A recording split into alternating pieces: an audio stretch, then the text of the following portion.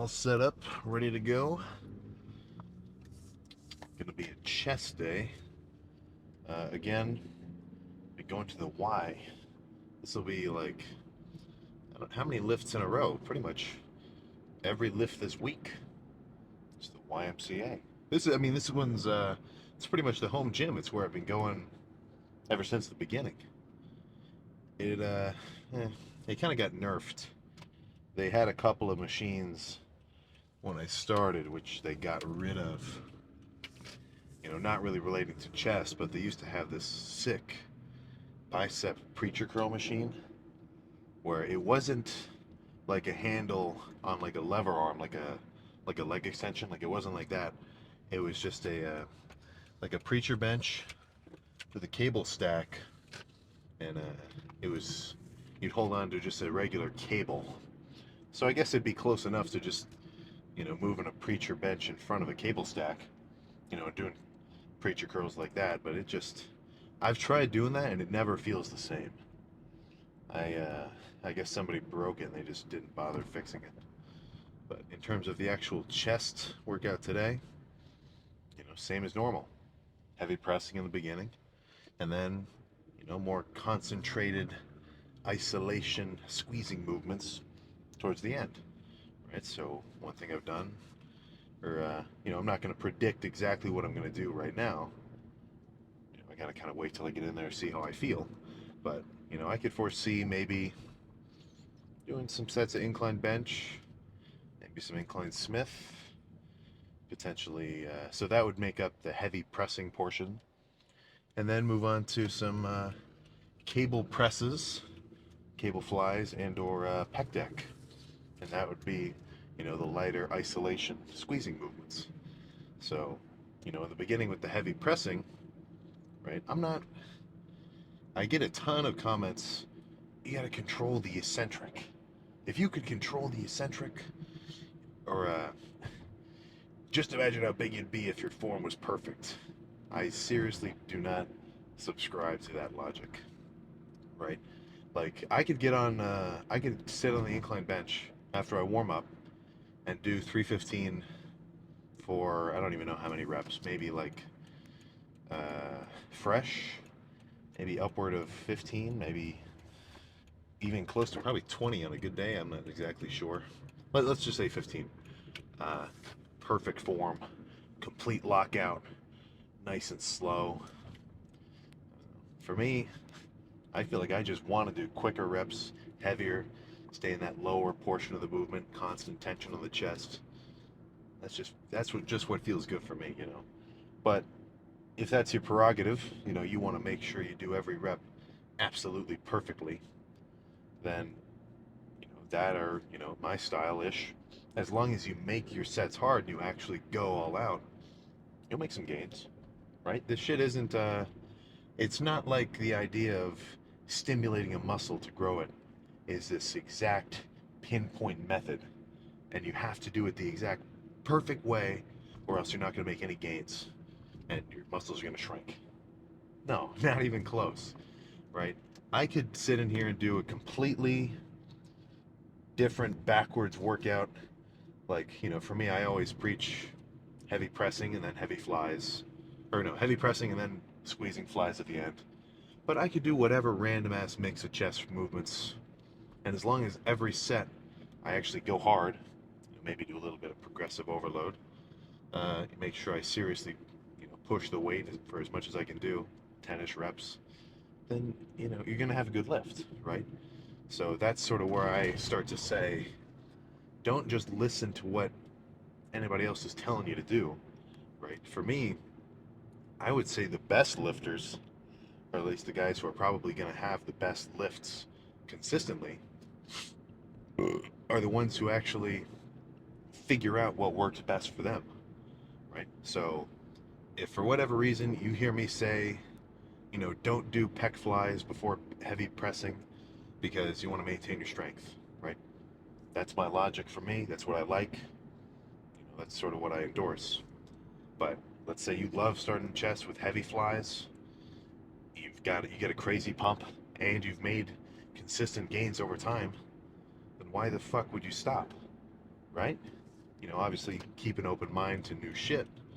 But if something's working for you in any aspect of lifting, then if anybody talks smack to you, right, for you the results are there, proving that what you're doing is working. So, basic idea, take information into account that you hear from any social media influencers or whoever else, the big dude in your gym. But also be mindful that you got to figure out what works best for you, right? That's just kind of going to come along with time. So about 3 minutes out, I let's go get started.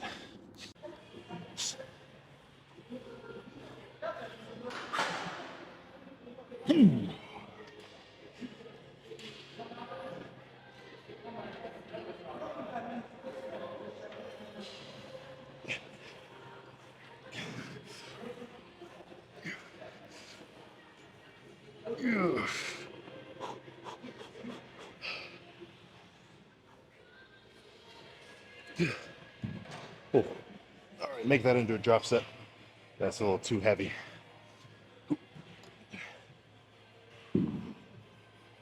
I was really hoping for at least 8.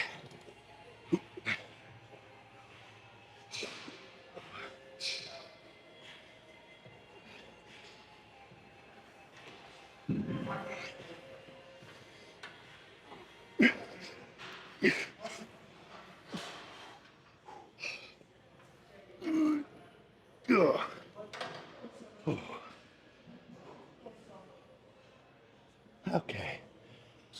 So I'm in a mild rush, and then I've only got like 45 minutes to finish chest, so I didn't want to record the warm up. I was just sitting on the cable doing single arm push downs and base pulls and rows, a little bit of chest work, and then I did a plate, 2 plates, 3 plates, 3.5. I was hoping I'd be a little stronger, but I'm gonna drop it to 3 plates and a 25, and I'll probably sit here for another, I don't know, potentially like 6 sets.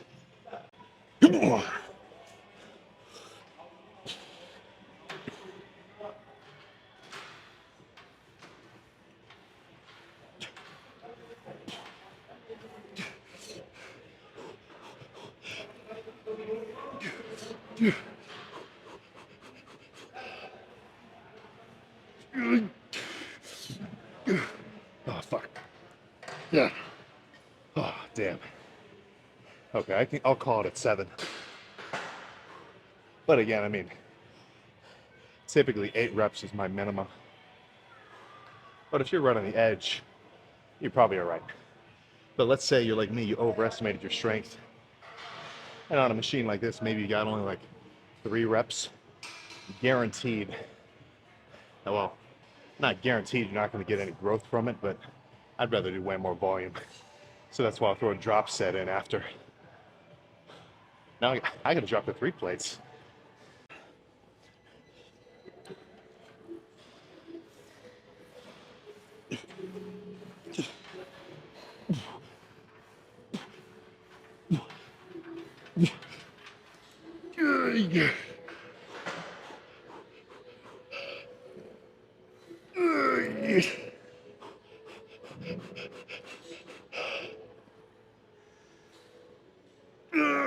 Oh, fuck.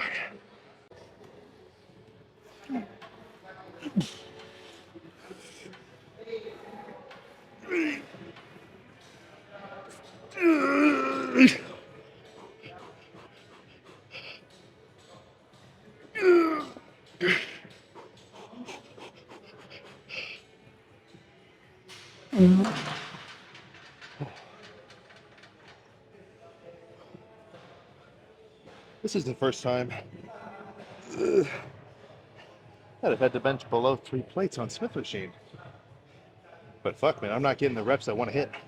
So I'm thinking 2 plates and a 25 for 2 more, and then move on to something else.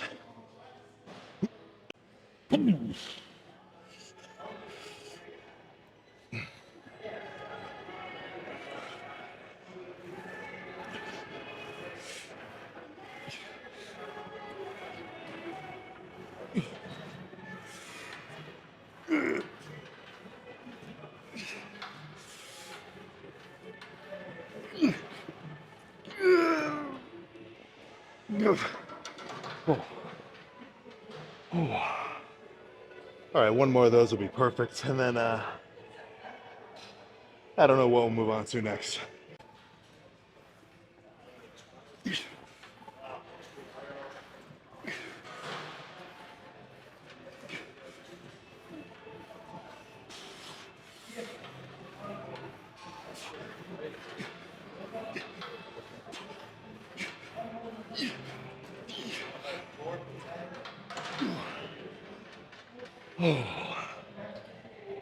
Oh, all right, so I'm sure that set warrants explanation in its execution. So obviously, I mean, the first rep to the last rep, extremely different. So in my mind, first couple of reps, control them, good squeeze, even more range of motion than I usually do in terms of the top half. But at the end, I mean, I was just fucking bouncing off the chest, like almost not even relying on my chest, like flexing to put the weight back up, almost like stretching it like a rubber band and having it just bounce back. I mean, really, the idea was just to go hard. So let's move on to some kind of cable, something. We're already more than halfway done, and it's only been 20 minutes. Out of necessity, because, Planet Fitness, I don't mind lifting in here, but the chest press that they have, like the one where it's like two handles and it's a stack, I don't really love it. So instead of trying to go over there and do that, or just keep spamming Incline Smith, I do kind of preach just doing one movement if it feels really good, but I still want some variability. So basic setup, if you ever go to Planet Fitness or if you see a cable machine like this, you're going to want to put one of these little weights, ideally the thicker one right here, so you don't fucking penetrate yourself with that little weight pin. And then you get two handles at a shoulder height, maybe a little less. Stick your butt up against this, bend forward, you got a cable chest press. So what I'm really going to focus on is the squeeze at the top. I may only do one set of this, but it's still going to be a good set.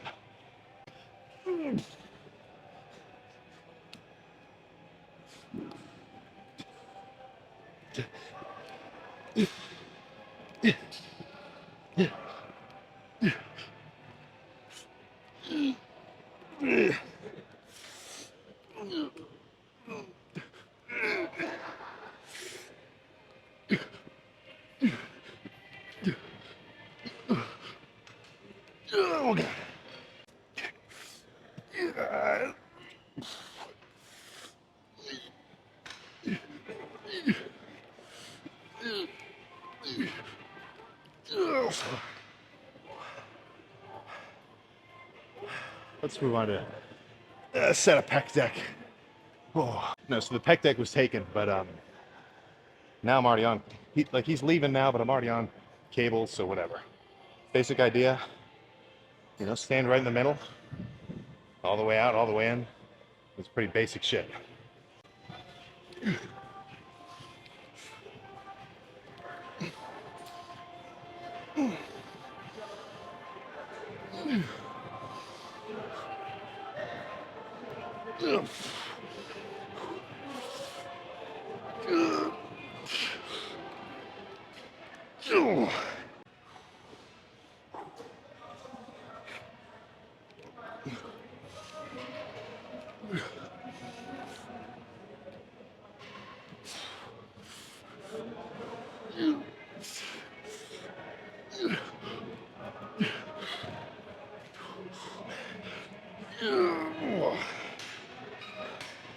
Okay.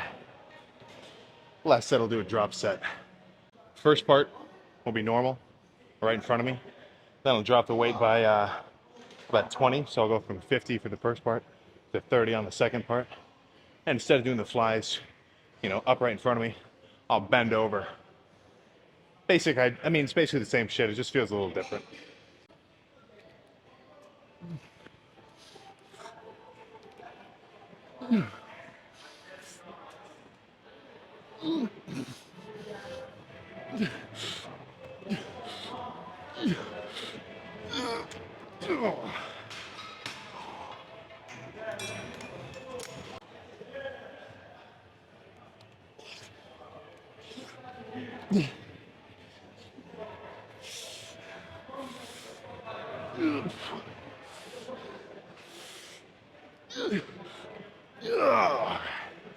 Holy shit. Okay. Oh, let's just go discuss that during the pump check. Let's get the exposure down a little more. Yeah. Oh, is that even a little too much? You know, have some class. There we go. Okay. So chest, totally thrashed. I'm not even sure I referenced it because obviously this isn't the fucking YMCA. Um, they closed at 8 on Friday. Usually it's 9:30. So if I only had the one membership of the Y and none others, if I didn't have the home gym, you know, obviously if all the other gyms were closed, I would just do chest at home. But luckily, good old Planet Fitness, I you get the idea. They saved me. I guess I could have drove down to Worthington too for the to the metro. That would have been like 20 minutes. But either way, heavy weights lifted, intense contractions of the pec.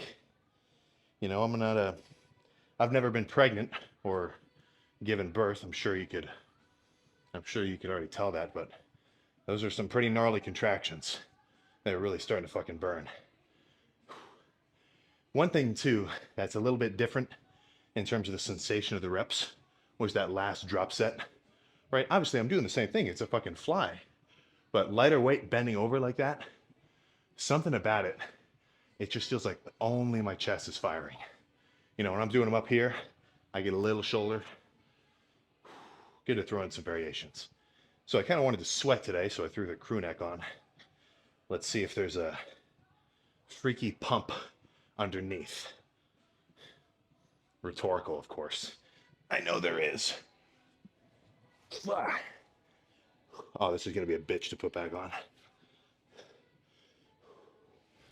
Whew. Oh. Oh, yeah. Oh, freaking yeah. Oh, Jesus. Got some scuzz on me. Haven't worn that sweatshirt before. Yeah, fuck, who gives a shit? All right.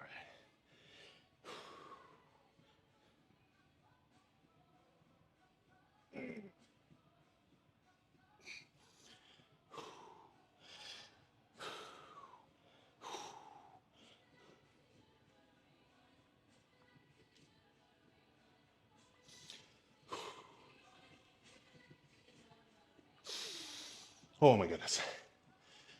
Oh, we're most certainly pumped in the chest department.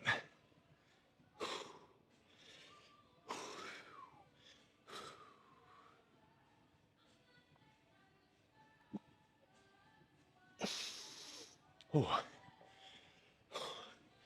Literally doing any fucking pose just burns holding that flex. Eek. Oh. We're starting to develop a pec shelf. This is pretty much why I always advise you do a lot of upper chest work, right? Because, you know, there's all sorts of meat down here. Doing push downs, you're going to get some lower chest. Like, nobody's really lacking the lower chest. And if you are, then sure, fuck it, do more. But everybody is lacking in their upper chest. So that's why all heavy pressing movements always incline for me.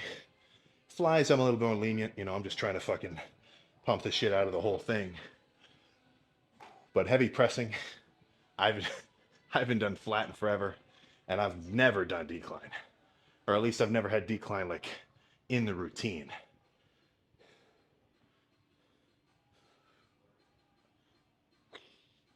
Oh my goodness! Now I'm just sitting here fucking, dude. Yeah, holy crap! It's fucking even like kind of hard to move around. That is a good sign. So, nothing else to say. let's just go get in the car, do the cluster dextrin shake after one more pose. Of course, before most poses, I always take a big breath and then blow it all out, just to shrink in here in the midsection.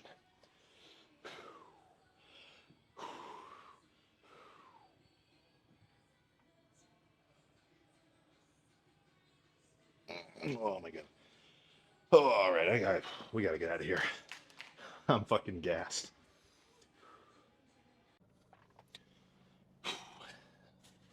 You know what we did today? We adapted. We adapted and we overcame. Right? Oh no, the Y, they close in 20 minutes. I just pulled up. I didn't freak out. I wasn't freaking. Instantly in my mind, let's go to the Planet Fitness. I that this Planet Fitness does upset me though. Is it right on the front door, open 24/5. So not 24-hour forever, 24 hours during the week. And then what really gets me is fucking Sunday night. So basically it's 24-hour from Monday to Thursday. And then Friday, right, they're open from midnight on, but they shut down at 9. So the weekend hours is 6 a.m. to 9 p.m. But then Sunday night, that means they only close for 3 hours before opening back up again on Monday at midnight. I don't know. Are there no other night owls who could work? I guess not. But either way, had a solid ass chest day. Does that? I don't even think that needs saying. It's pretty obvious. So let's slam this and get out of here.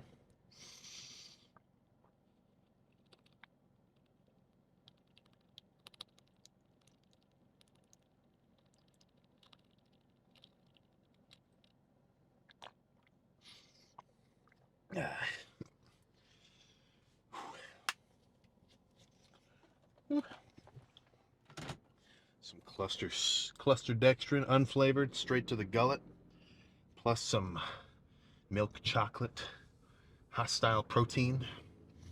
With the protein powder, nobody really. There's not much controversy on the protein powder anymore. I do see people kind of hating on it every so often. Oh, it's not a complete food. Come on, you need a certain amount of protein every day, or well, it's at least good or optimal to get a gram per pound of body weight per day. Obviously, that's kind of a contested statistic. Everybody's talking about all sorts of random BS with dieting, but for the everyday lifter or even the advanced lifter, a gram per pound. That's all I do. At the end of the day, that's basically the source of most of my information. It's like blah blah blah blah blah. That's what I do. It's like the mass is giving me credibility, which to an extent, I believe that, right? If I go up to two dudes in the gym and I ask them for their chest workout, and one guy is fucking yoked to the gills, and the other guy is just more of a normal lifter, 170 pounder, 180 pounder lean, I may be biased to think the bigger guy might have some more info, right? I may be inclined to think, oh fuck, man, he got pretty big doing that. Maybe I should listen. But then again, some people get big doing random ass shit. So, well, again, fucking for the bazillionth time, right? You want to take in information from any source you can get it, but and make sure if you apply it to your own training, that it makes sense to you. Right? Don't just do something someone else told you to do it. Then you're just that just seems mindless, right? You'll be able to go harder if you like. I think about this a lot. For me, I like the fact that I pretty much train the way I like. Right? I do the sets that I feel like doing. I don't have a written out routine of a workout that someone else wrote for me. Because for me, being able to go into the gym and do what I know is going to feel good for me, right? Within the constraint of the workout routine that I like, heavy stuff in the beginning, transition towards lighter isolation towards the end. The fact that I can go in and say, okay, incline Smith is going to feel good. That's what I'm going to do, right? Something about that just lets me, I don't know, I feel like I can go harder, right? I don't really like the idea of just following someone else's routine blindly. Get it? Like, it almost feels like I have a deeper sense of purpose behind each set. Because it's not so much that I'm like looking at a routine and I'm like, oh, okay, I have to finish 3 sets of these and then do 2 drop sets and then yada. It's like, I know this is going to feel good. I know I'm going to be able to go hard. All right, let's hit this set of incline Smith. Right? You get what I'm saying? Whether you do or you don't, I think there's at least a little bit of a cohesive thought in there. So, plan now. Oh my God, it was my 3rd day of canes in a row. I'm beginning to think. I thought I had a Wendy's addiction. Little did I know. I'm gonna break the streak, or maybe not. I don't know. It's pretty good. And a caniac, what's that? Like 1,800 calories ish. I think there's no way. It's not 1,800, but it's at least 1,500. I gotta look it up again. I didn't count my macros yet today. I know what I ate, but I haven't plugged it into my little app. But I'm thinking Chipotle trip, 3 steak and cheese tacos. Honestly, not even so much a meal that I get like for volume. I just kind of like those. Maybe I'll get a bowl too. I'll figure it out. But that'll be the actual post-workout meal. But the instantaneous post-workout calories, carbs primarily from the cluster dextrin. That was the cluster dextrin shake. Whether or not the anabolic window is absolutely necessary to hit, you know, you want to get some food in as soon as you're done lifting, right? You'll be fine if you fucking wait an hour, but in my mind, the best case scenario is going to be as soon as I'm done lifting, replenish all the carbs that I just burned off, right? Try to refill the muscle with some glycogen, intramuscular glycogen, and sarcoplasm, all sorts of shit like that. That's pretty much it. We got a couple more, maybe a week or two of the bulk.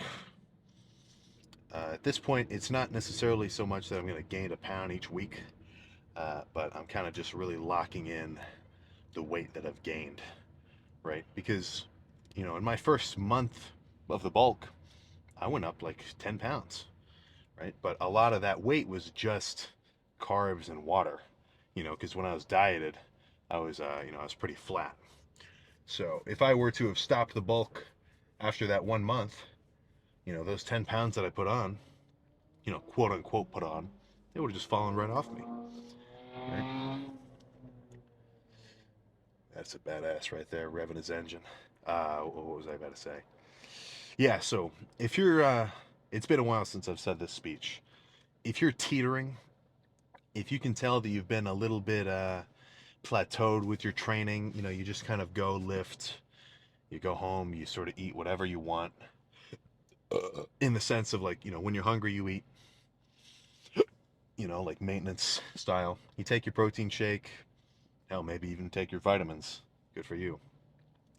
But if you kind of feel like you've been just stagnant, you're not really making any progress, I think a lot of people get locked into just a state of maintenance when really they'd probably enjoy some more progress, either in a, weight, muscle, strength gain, or, a fat loss, muscle retention phase, right? Those, all those fancy words really just meaning bulking or cutting. So if you just kind of been floating around, a lot of people sort of, well, I never really hear people say this, but this is kind of a mentality that I'm sure is not super rare. when someone's like, well, I don't want to, I don't want to start bulking, then I'm going to lose my abs. Or, well, I don't want to start cutting because, then I'm going to lose my strength. Right? I mean, to an extent, you can't have your cake and eat it too. Right? The enlightened lifter, he knows, all right, if I want to put some mass on, I'm going to have to put on a little bit extra body fat. Oh, this fucker. Uh, yeah, so if you want to gain weight, guess what? That means you're going to have to gain weight, right? You might put on a little bit of pudge. Don't put on too much. Don't do a whole perma bulk, because then you're missing the point. You're doing too much, right? But, to gain muscle is to gain a little bit of fat, right? Try not to put too much on, but that's just the name of the game. And then, let's say you've been kind of bulked up for a little while. You feel pretty strong. Maybe it's time you, trim down a little bit. So in my mind, pretty much my method of weight gain has been, pretty long bulks, 5-ish months, and then a 2-month sort of mini cut in between, right? So, 5 months of eating tons of food, right? Also, trying to be full all the time, get strong, lift some heavy weights, go hard, try to sleep as much as possible, right? Recover, put a little bit of tissue on, and then after that, my appetite will kind of have reached a limit where it's hard for me to eat a lot of food. I'm not really gaining so much weight, right? Because obviously in the beginning of the bulk, it was a skyrocket process, right? Serious upward slope. Then it starts to slow down. So after a while, there's no point of just, sitting up there forever, right? I may as well reset, you know, drop the calories, trim down, see what I've built. Obviously, don't trim down so much that I lose muscle, right? And then after about 2, 8, 10 weeks of that, I get pretty lean. Then I got the itch to put some more mass on, throw some more weight around. And I'm like, all right, let's get back there. So ideally, what'll happen is after your bulking period and your cutting period, right? Obviously, you gain weight in the bulk, and you lose it in the cut. That end weight should be a little bit higher than the beginning, right? So that every time you do a bulk and a cut, you got a bit more tissue on you. Now, if you're into main gaining, right, sort of eating just calorie maintenance, making sure you hit your protein every day, and just eating as much food as you're hungry for and lifting, I think that'll also put some muscle on slowly over time too. But, I did that for, the first couple of years, but as of late, I've been more so into the bulking and cutting method. Right? So again, you got to figure this shit out for yourself and decide what situation's going to be best for you. And if you don't know, then what's the best way to find out, right? Literally by just fucking trying it, you know? Like if you're afraid of doing it wrong, then you're never going to do it at all, right? Like I was just saying, backtracking to the beginning of either this car talk or the one on the way to the gym today, right? The best fucking lifters are the ones who can figure this shit out for themselves and apply, whatever training methodologies and diet tricks or whatever the fuck else to their own situation and find out what works for them. So, hopefully you got a couple of good points out of that one. That was, yeah, I was saying some good stuff today. Sometimes I get a bit of brain fog because, I don't really, I'm sure you kind of picked up on this. I don't really plan any of these speeches. This is all kind of just, uh, what's the word? What's this fucking, what's stream of consciousness, right? I'm just kind of going off the top of my noggin. So, home now, cardio in the morning, and back tomorrow. I will see you next time.